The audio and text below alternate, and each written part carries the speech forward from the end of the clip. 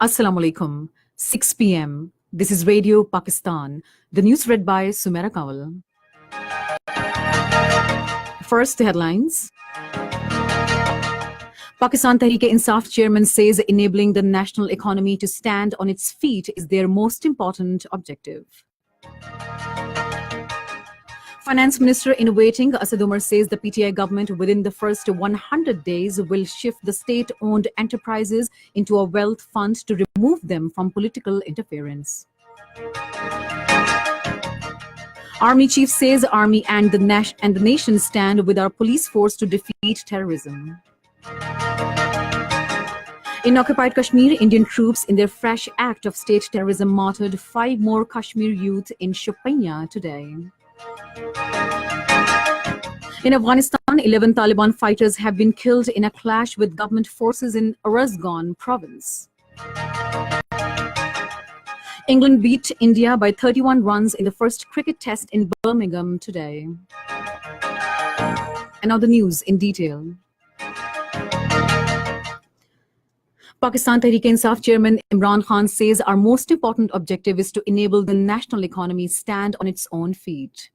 He was talking to Iranian ambassador to Pakistan Mehdi Honardost, who called on him at Bani Gala in Islamabad today. Imran Khan said Pakistan is ready for trade with all neighboring countries, including Iran. He said Pakistan is also poised to play its positive role in improving relations between Iran and Saudi Arabia. The Iranian ambassador conveyed a message of felicitation from the Iranian president to the PTI chairman on success of his party in the parliamentary elections. He said Iran will welcome Pakistan's suggestion for peace in the region.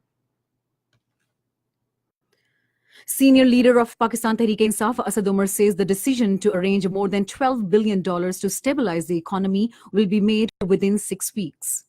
In an interview with New York-based Bloomberg News Service, the finance minister in waiting said the nation's financing gap is somewhere between $10 to $12 billion.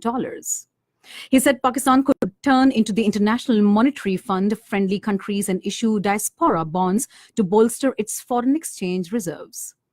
He said formal work in this regard will be started once the government is formed. Asad Umar said transparency will be ensured in all China-Pakistan Economic Corridor-related projects. Referring to a recent statement of U.S. Secretary of State Mike Pompeo, he said there is a friendly advice to the Americans that we all will worry about our Chinese debt, but I think they better handle their own Chinese debt first. Asad Umar said PTI won't attempt to privatize state-owned companies such as PIA and Pakistan Steel Mills. He said within the first 100 days of the new administration, the state-owned enterprises will be shifted into a wealth fund, similar to Singapore's Temasek Holdings Private, to remove them from political interference. Police Martyrdom Day is being observed across the country today to pay homage to police officers and jawans who sacrificed their lives in the war against terror. Besides Quran Khani for the departed souls, special functions are being held throughout the country to appreciate sacrifices of police force for establishing peace. In his message on Police Martyrdom Day, Chairman Pakistan Tehreek-e-Insaf Imran Khan paid tributes to the sacrifices rendered by police personnel for peace and security in the country. He said courage and valiance are the hallmark of our security personnel. Chief of Army Staff General Qamar Javed Bajwa has hailed police on Police Martyrs Day.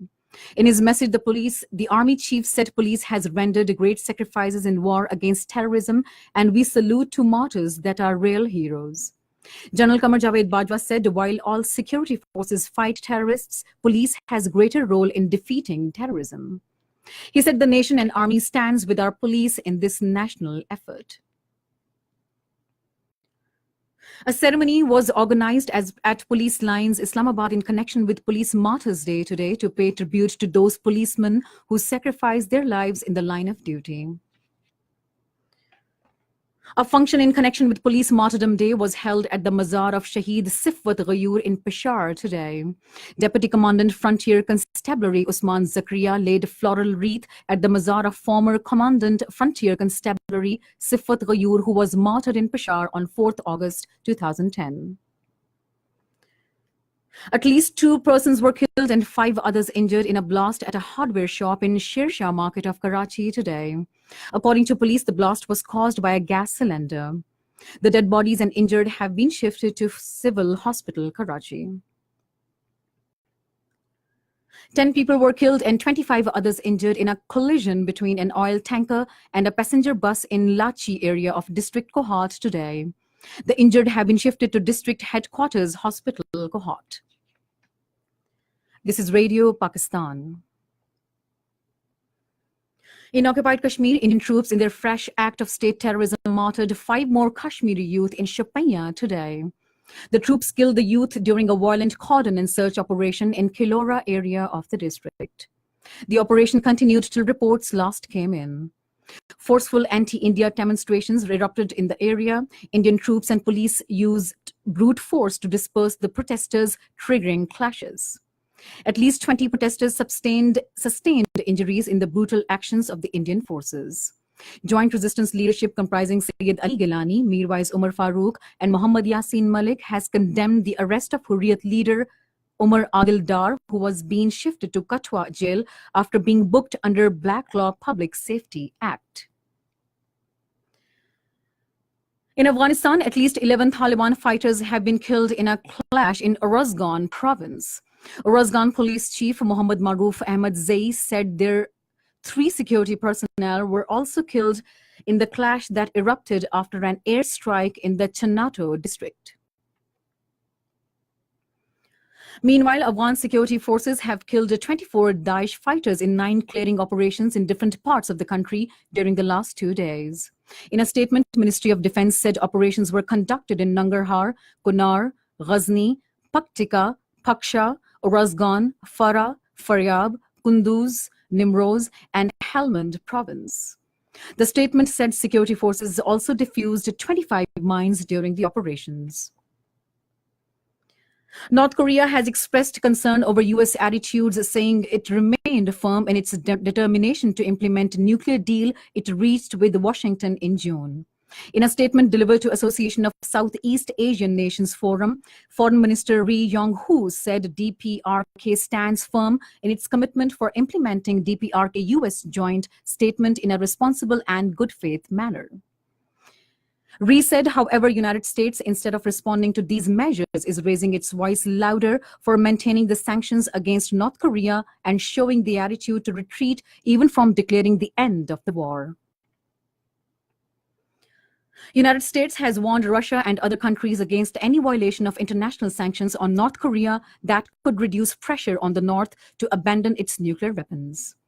The warning was sounded by U.S. Secretary of State Mike Pompeo after a new United Nations report that found North Korea has not stopped its nuclear and missile programs and is violating UN sanctions. Talking to reporters in Singapore, Pompeo said Washington would take very seriously any violations and called for them to be roundly condemned and reversed. England beat India by 31 runs in first test in Birmingham today. England scored 287 and 180 in the first and second innings, respectively. In reply, India scored 274 in their first innings, while in the second innings, they scored just 162 for all out. SM Curran of England was declared man of the match for scoring a 50 in the second innings. And finally, the weather. Mainly hot and humid weather is expected in most parts of the country during the next 24 hours. However, rain, thundershower with gusty winds is expected at isolated places in Rawalpindi, Gujranwala, Hazara divisions, and Kashmir. To end the news, here are headlines once again. Pakistan Tehreek-e-Insaf chairman says enabling the national economy to stand on its feet is their most important objective. Finance Minister in waiting Asad Umar says the PTI government within the first 100 days will shift the state-owned enterprises into a wealth fund to remove them from political interference.